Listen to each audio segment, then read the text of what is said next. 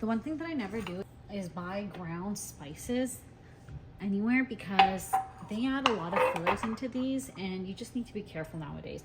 So what I do is I buy whole seeds, and these are coriander seeds over here, and I actually crush them myself. And the best way to do that, the brand sent me this coffee grinder, but it's also a spice grinder. And the reason why I like this is because it is stainless steel, and if you're not using stainless steel, we need to be using stainless steel now. Let me just show you. This is what the inside looks like. I am just gonna kind of eyeball it. It does give you a max line over here of how much you should be putting in, but I'm just gonna eyeball it a little bit. I'm gonna crush, well, let's just do the whole thing. So everything that was in this little jar, I'm gonna crush up, and I'm gonna show you how that works. So we just put this on, we're gonna add the lid, okay? And then it comes with kind of this little, a bigger lid. All you have to do is press down. So let me show you how quick this is gonna happen.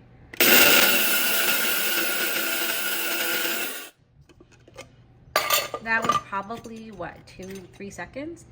And look at that already. I'm probably gonna do just a little bit more. Put it on, again, all you have to do.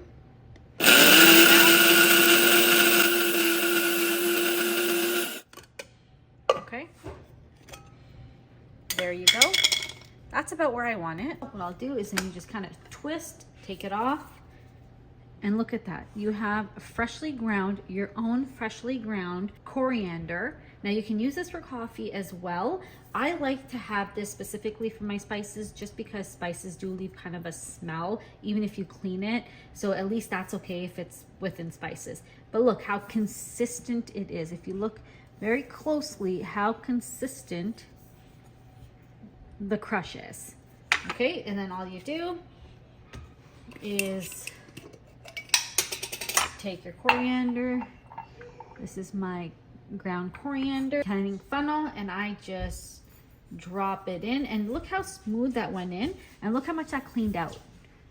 There's nothing stuck to the sides or anything, just everything just slid perfectly out in here. These are top rack dishwasher safe, which is always a plus. Stainless steel, can't go wrong with that. And then that's it. You have now your own freshly ground spices. So this right here was the chopper bowl that we used.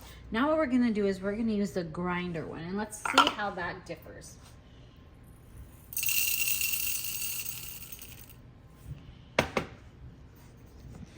So you can see I just put some of that in there.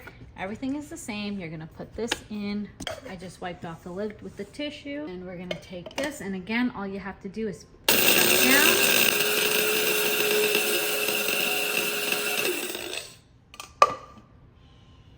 And that was probably like a good 7 seconds.